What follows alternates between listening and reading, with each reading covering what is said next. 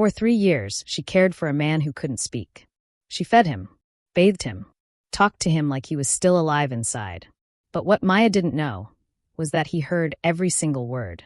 And the secret he was hiding? It could destroy them both. The alarm goes off at 4:47 in the morning. Not 4:45. Not 4:50. Exactly 4:47. Because Maya Brooks needs those extra 2 minutes. 2 minutes to lie there in the dark of her studio apartment, staring at the water-stained ceiling, reminding herself why she does this. 2 minutes to pray. 2 minutes to gather the strength to do it all over again. She doesn't hit snooze. She never hits snooze. By 5:15, she's dressed. Simple scrubs, lavender today, because someone once told her purple was a healing color. Her hair is pulled back tight. No jewelry except the small cross her grandmother gave her before she passed. Comfortable shoes that have seen better days, but still have a few more miles in them. She looks at herself in the mirror, a plus-sized black woman in her early 30s, with kind eyes that have seen too much and a smile she has to remind herself to wear.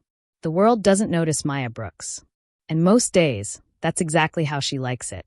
She grabs her bag, packed the night before with an extra set of scrubs, her lunch, a worn paperback novel, and a small bottle of lotion that smells like lavender and vanilla. It's the same bag she's carried for 3 years. The strap is frayed, but it still works. That's all that matters. The bus comes at 5:52. She knows this because she's taken this bus every weekday for 3 years. Same route. Same driver. A quiet man named Joel who nods at her, but never asks questions. Same stops.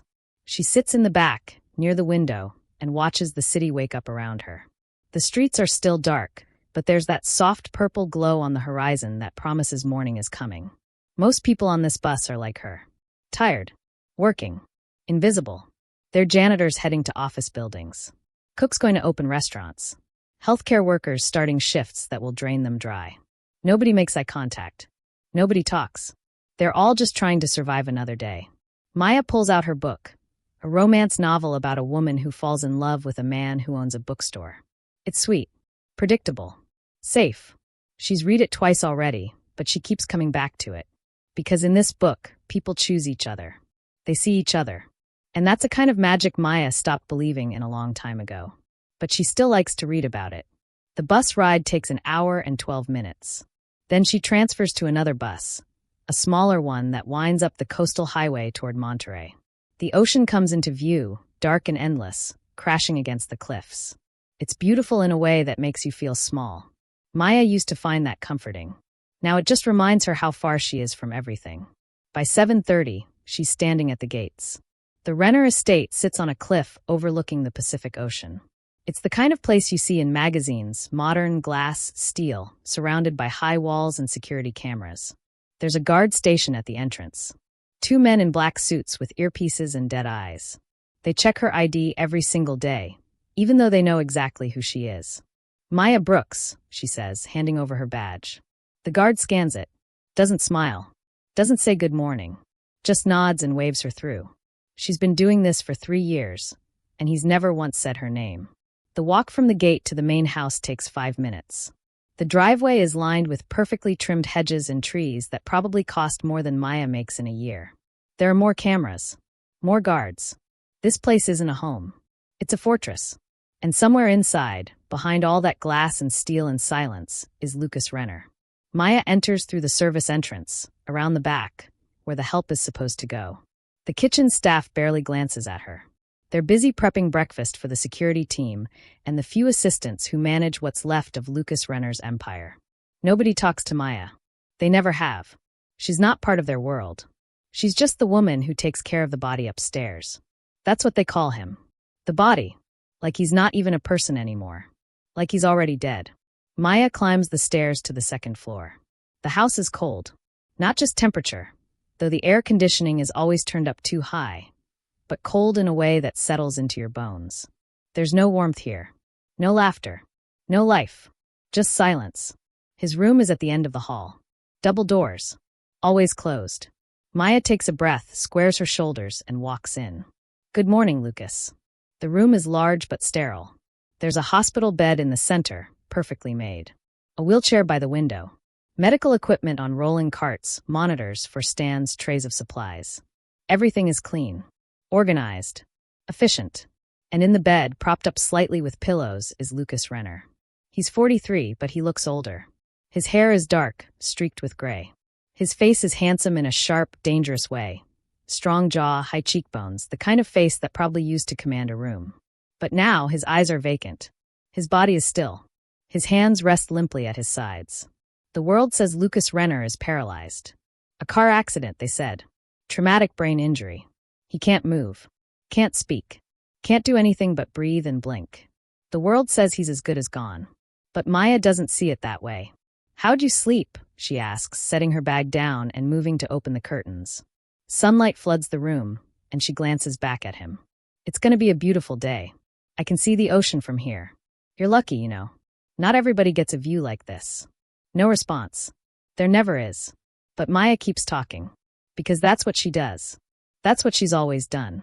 She checks his vitals first. Pulse, blood pressure, temperature. Everything is stable. It always is. Then she preps his breakfast, a feeding tube, carefully measured nutrition. She's done this so many times she could do it in her sleep. But she doesn't rush. She never rushes. "I finished that book I was telling you about," she says as she works. "The one with the bookstore owner?" "Yeah, they got together in the end." I know, predictable. But sometimes predictable is nice, you know? Sometimes it's nice to know things are going to work out. She moves around the room with quiet efficiency, adjusting his pillows, smoothing the blankets, checking the 4-line. Her hands are gentle, careful. "I saw a dog on the bus this morning," she continues. "Little scrappy thing. Probably a terrier mix. His owner was this old man who looked like he hadn't smiled in years. But that dog? That dog was wagging his tail like it was the best day of his life. Made me think, maybe that's the secret, you know? Maybe we're supposed to find joy in the small things. Even when everything else is hard." She pauses, looking down at Lucas. His eyes are open, staring at the ceiling. Unfocused. Empty. "I don't know if you can hear me," Maya says softly. "The doctors say you can't. They say there's nothing left in there. But I don't believe that. I think you're still in there somewhere. And even if you're not, even if I'm just talking to myself, that's okay. Because you deserve to be treated like a person. You deserve to hear a kind voice. You deserve to know that somebody cares." She reaches out and gently touches his hand. It's warm. Human. "I care," she whispers. And then she gets back to work. The morning passes slowly. Maya bathes him, carefully, respectfully, always covering him with a towel to preserve his dignity. She changes his clothes. She repositions him to prevent bed sores. She exercises his limbs, moving his arms and legs through gentle range of motion routines. She talks the whole time. About the weather. About the book she's reading. About a recipe she wants to try. About her neighbor's cat that keeps sneaking into her apartment. About nothing and everything. Because silence is heavy. And loneliness is heavier. And Maya knows what it's like to be invisible. Around noon, she takes her lunch break. There's a small chair by the window, and she sits there with her sandwich and her book. She glances at Lucas every few minutes, checking to make sure he's okay. He never moves. But today something feels different. She can't explain it. Just a feeling. Like the air in the room has shifted. Maya sets her book down and walks over to the bed. She looks at Lucas, really looks at him. His face is still blank. His body is still motionless. But his eyes. Maya leans closer. His eyes are focused on the window. Not staring blankly. Focused. "Lucas," she whispers. Nothing. She must be imagining it. 3 years of talking to a man who can't respond. Of course she's seeing things that aren't there. But then, his finger twitches. Just barely. The smallest movement. His right index finger, curling ever so slightly against the blanket. Maya's breath catches. "Did you?" She watches, frozen, waiting for it to happen again. But it doesn't. His hand is still. His eyes are unfocused again. Maybe she imagined it. Maybe she's losing her mind. Or maybe. Maya sits down slowly, her heart pounding. "If you can hear me," she says quietly. "If you're in there, I'm not going anywhere. Okay, I'm right here." The room is silent. But for the first time in 3 years, Maya wonders if she's really alone. Meanwhile, in the parts of the house Maya never sees, men in expensive suits are having conversations she's not meant to hear. Numbers are being discussed. Accounts are being reviewed. And someone somewhere is starting to notice that money is moving in ways it shouldn't. Lucas Renner's empire is built on secrets. And the biggest secret of all is lying in that bed upstairs, listening to every word, counting the days until everything comes crashing down. But right now, in this moment, there's just a woman and a man who can't speak. And the fragile thread of trust beginning to form between them. Maya doesn't sleep that night. She lies in her small bed, staring at the ceiling, replaying that moment over and over in her mind. The twitch of his finger. The focus in his eyes. It was real. She knows it was real. But what does it mean? At 4:47, the alarm goes off, and she's already awake. Already dressed. Already out the door before her coffee has finished brewing. Because she needs to know. She needs to see him again. She needs to understand if what she saw was real or if 3 years of loneliness has finally broken something inside her. The bus ride feels longer today. The transfer takes forever. By the time she reaches the gates, her heart is hammering in her chest. The guard scans her badge. Same dead expression. Same silence. But when Maya walks toward the house, she notices something different. There are more cars in the driveway. Expensive ones. Black SUVs with tinted windows. And standing near the entrance are men she's never seen before. Hard-faced men in dark suits with eyes that track her every movement. Something is wrong. Maya keeps her head down and enters through the service entrance. The kitchen is tense. The staff is whispering. When she walks in, they stop talking and look away. Nobody meets her eyes. She climbs the stairs quickly, her pulse racing. When she reaches Lucas's room, she pauses outside the door, pressing her hand against it. "Please," she whispers to herself. "To God. To anyone who's listening. Please let him be okay." She opens the door. Lucas is in his wheelchair today, positioned by the window. He's dressed in a button-down shirt and slacks. Someone must have gotten him ready before she arrived. His head is tilted slightly to the side, his eyes staring blankly out at the ocean. Maya closes the door behind her and walks over quickly. "Lucas," she says softly, kneeling beside the wheelchair. "It's me. It's Maya." "Nothing." She reaches out and touches his hand, and that's when she feels it. His hand is clenched. Not limp. Clenched. His fingers are curled into a tight fist, his knuckles white with tension. Maya's breath catches. "You're afraid," she whispers. And then slowly, so slowly she almost misses it, his eyes shift. They move from the window to her face. He's looking at her. He's looking directly at her. Maya's hand flies to her mouth. Tears spring to her eyes. "Oh my God," she breathes. "You can hear me. You've always heard me." His eyes don't move. But she sees it now, the pain in them. The fear. The desperation of a man trapped in his own body, screaming silently for someone to understand. "How long?" Maya asks, her voice shaking. "How long have you been awake?" He can't answer. But the look in his eyes tells her everything. The whole time. 3 years. 3 years of listening to her talk. 3 years of feeling her hands care for him. 3 years of pretending to be nothing while the world moved around him. "Why?" Maya whispers. "Why would you?" The door opens. Maya jumps to her feet, her heart slamming against her ribs. A man enters, tall, silver-haired, wearing a suit that probably costs more than Maya's entire year's rent. His face is cold. Calculating. "Ms. Brooks," he says. His voice is smooth. "Dangerous. I'm going to need you to step outside for a moment." "I'm in the middle of my shift," Maya says, trying to keep her voice steady. "Mr. Renner needs." "Mr. Renner doesn't need anything," the man interrupts. "He's not conscious. He doesn't know you're here. And right now, we have important business to discuss." Maya glances at Lucas. His eyes are unfocused again. Blank. Like he's shut himself down. "I'll just be in the corner," Maya says. "I won't bother." "Outside." The man's voice is ice. "Now." Maya's hands are shaking, but she nods. She walks toward the door, and as she passes Lucas, she sees it again, the smallest movement. His pinky finger, tapping once against the armrest of the wheelchair. A warning. "Get out." Maya leaves the room, but she doesn't go far. She stands just outside the door, her back pressed against the wall, her heart pounding so hard she's afraid they'll hear it. And then she listens. "We have a problem, Lucas." The silver-haired man's voice is calm. Controlled. "Money has been moving. A lot of money. And it's not going where it's supposed to go." Silence. "At first, we thought it was Chun. Or maybe Valero. Someone trying to skim off the top. But then we started digging deeper. And do you know what we found?" Silence. "The money is going to victims, Lucas. Families of people who were hurt by our operations. Witnesses who were paid off to disappear. And not just money, evidence, documents, financial records. All of it being fed to federal investigators through anonymous channels. Maya's blood runs cold. Now, I know what you're thinking, the man continues. You're thinking, how could Lucas possibly be involved? He's been a vegetable for 3 years. He can't even blink without help. A pause. But here's the thing. This didn't start 3 years ago. It started before the accident. Before you ended up in that chair. You were already planning this, weren't you? You were already dismantling everything we built. Another pause. Longer this time. Your wife and kid dying, that broke you. We all saw it. You stopped caring about the business. Started talking about getting out. About making things right. We thought the accident took care of the problem. We thought you were gone. Maya presses her hand over her mouth to keep from gasping.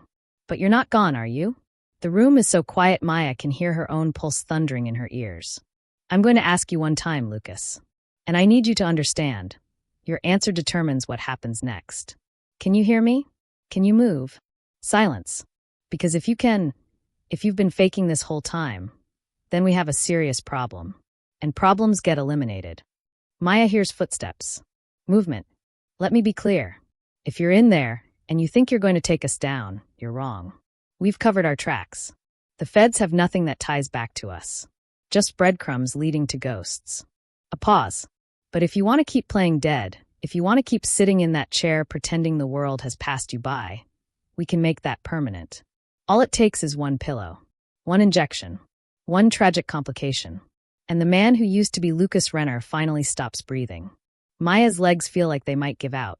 Last chance, the man says. Show me you're in there. Move. Speak. Give me a reason to end this now. The seconds stretch out like hours. And then, nothing. Lucas doesn't move. Doesn't speak. Doesn't even blink. Maya hears the man sigh. Fine. Maybe I'm paranoid. Maybe you really are just a body taking up space. Footsteps move toward the door. But we're going to be watching. And if anything else goes wrong, if one more dollar moves, we'll know where it came from. The door opens. Maya scrambles backward, trying to look like she's been standing there patiently, not eavesdropping on a conversation that just confirmed Lucas Renner has been lying to everyone for 3 years. The silver-haired man looks at her with cold eyes. Ms. Brooks, he says. How long have you been working here? 3 years, Maya says, her voice barely steady.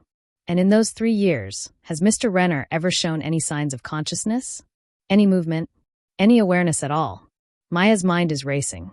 If she tells the truth, they'll know Lucas is awake. They'll kill him. Maybe her too. No, she lies.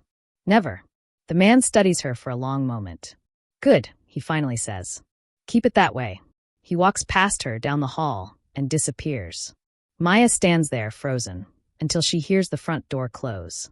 Until she hears the cars start up and drive away. Then she runs back into the room. Lucas is still in the wheelchair, still staring blankly. But when Maya kneels in front of him, his eyes shift to hers, and a single tear rolls down his cheek. You saved my life, Maya whispers, her own tears falling now. You stayed still. You didn't move. Even with a gun probably pointed at your head, you stayed quiet. His jaw clenches. Just barely. They would have killed you, she says. And they would have killed me too. Because if they knew I knew. She wipes her eyes with the back of her hand. Why? She asks. Why are you doing this? Why are you tearing down your own empire? He can't answer. But she already knows. His wife. His child. The accident that supposedly left him paralyzed. That wasn't what broke him. He was already broken. Already trying to fix the unfixable. Already trying to atone for a life built on violence and blood. And when he lost the only 2 people who made him human, he decided the only way forward was to destroy everything he'd built. Even if it meant sacrificing himself.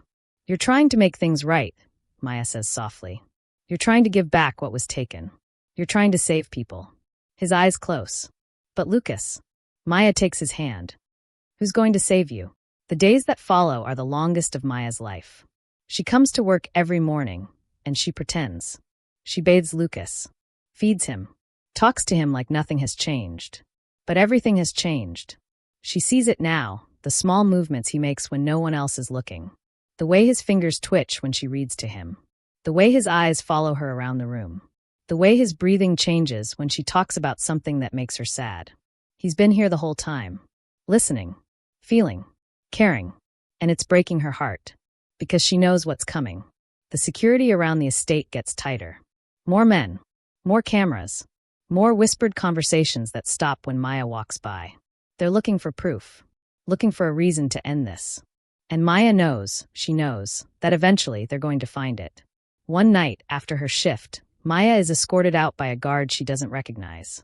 "Ms. Brooks," he says as they walk to the gate. "Your services are no longer required." Maya stops walking. "What?" "Effective immediately. You're being let go. We're bringing in a new care team. Someone more specialized. But I've been taking care of him for 3 years. Your final paycheck will be mailed to you. Don't come back." Maya's world tilts. "You can't." "I can." The guard's hand moves to his belt, where a gun rests in its holster. "And you will leave. Now."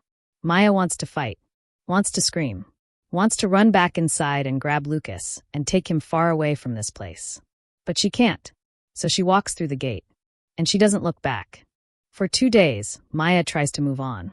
She applies for new jobs. She pretends everything is fine.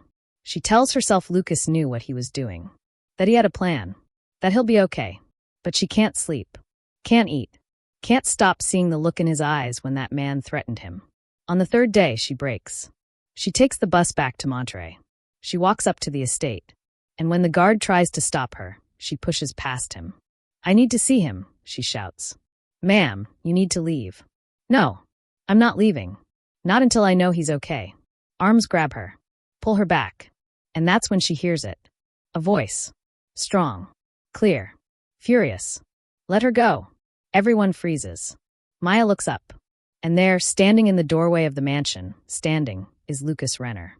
His legs are shaking. His hands are clenched into fists. But he's standing. "Lucas." Maya breathes. "Let her go." His voice is rough from disuse, but it's the most beautiful sound Maya has ever heard. The guards release her, stumbling backward in shock. Lucas takes a step forward. Then another. His movements are stiff, uncoordinated, but determined. "For 3 years," he says, his voice getting stronger with every word, "I sat in that chair. I listened. I watched. I planned. And every single day, this woman treated me like I mattered. Like I was still human." He looks at Maya, and his eyes are full of something she's never seen before. "Life. You want to know who's been taking you down?" Lucas says, turning to face the men in suits who are now pouring out of the house. "It was me. Every transfer. Every document. Every piece of evidence the feds have. It all came from me." The silver-haired man steps forward, his face twisted in rage. "You think you can just walk away from this?" he snarls. "You think we'll just let you? You don't have a choice." Lucas's voice is ice. "The FBI is already here." And right on cue, sirens fill the air. Black SUVs with flashing lights pour through the gates. Federal agents in bulletproof vests swarm the property. The silver-haired man reaches for his gun, but he's tackled to the ground before he can draw it. Within minutes, it's over. Lucas stands there, swaying slightly, as agents move past him to secure the house. And then he looks at Maya. She's crying. She doesn't even realize it until he reaches out and wipes a tear from her cheek with a trembling hand. "Thank you," he whispers, "for seeing me when no one else did." Maya can't speak, can't breathe, so she just wraps her arms around him and holds on tight. And for the first time in 3 years, Lucas Renner holds someone back. 6 months later, Maya stands on the porch of a small house in a quiet coastal town in Oregon. It's nothing fancy, just a 2-bedroom cottage with peeling paint and a garden that needs work. But it's theirs. Inside, she can hear Lucas moving around in the kitchen. He's getting better at walking. Physical therapy has helped. He still has nightmares. Still wakes up in the middle of the night, afraid he's back in that chair. But he's healing. They both are. Maya walks inside and finds him standing at the stove, attempting to make pancakes. "You're going to burn them," she says, smiling. "I've taken down criminal empires," Lucas says without looking up. "I think I can handle pancakes." Uh-huh. The pancakes are, in fact, slightly burned. But they eat them anyway, sitting at the small kitchen table, watching the morning light filter through the windows. "What do you want to do today?" Lucas asks. Maya shrugs. "I don't know. Maybe we could take a walk on the beach. Or just sit here. Do nothing." Lucas reaches across the table and takes her hand. That sounds perfect. And it is. Because this quiet, simple life is what they both fought for. No power. No empire. No lies. Just two people who saw each other when the rest of the world looked away. Just a man who couldn't move and a woman who refused to give up on him. Just love born in silence and found in truth. Maya squeezes his hand. We made it, she whispers. Lucas smiles, a real smile, the first one Maya has ever seen from him. Yeah, he says. We did. And somewhere far away from the cliffs of Monterey, far away from the fortress of secrets and violence, two people who were once invisible to the world finally get to be seen. By each other. And that's all that matters. Sometimes the person who saves you is the one who simply refuses to leave. Sometimes love isn't loud, it's the quiet choice to stay, even when staying is hard. And sometimes the man who couldn't move is the one who teaches you what it really means to stand.